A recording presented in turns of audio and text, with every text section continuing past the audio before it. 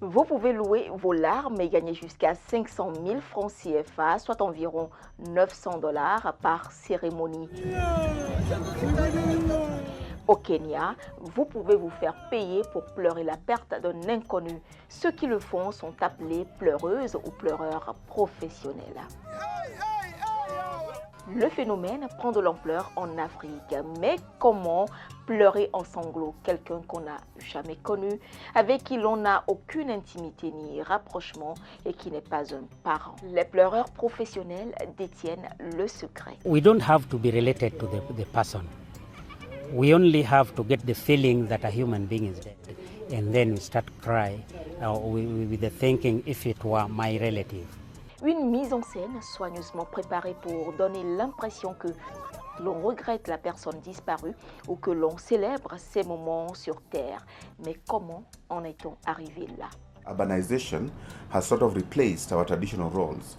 The traditions in which you had sisters, uncles, all manners of consanguines and affines, people related to you by marriage, has now reduced. We have totally, sometimes, instead of the extended family, we have nucleated families.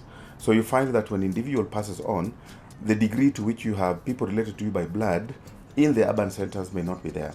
So in such cases, depending on your standing in life, standing in position in society, you may find that there are all manners of mourners, most of the time not hired by the family, but brought in by your friends or your social network to be able to show your worth. En réalité, louer ses larmes n'est pas un métier nouveau.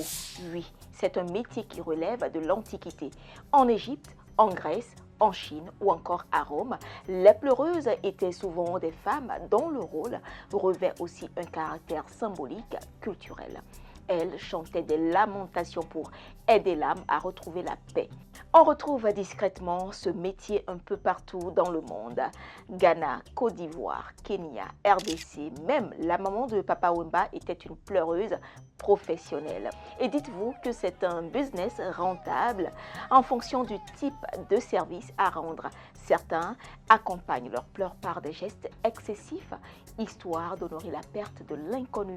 Ne me demandez surtout pas comment on peut distinguer dans une cérémonie les professionnels en train de faire leur travail des personnes réellement abattues par la perte d'un proche.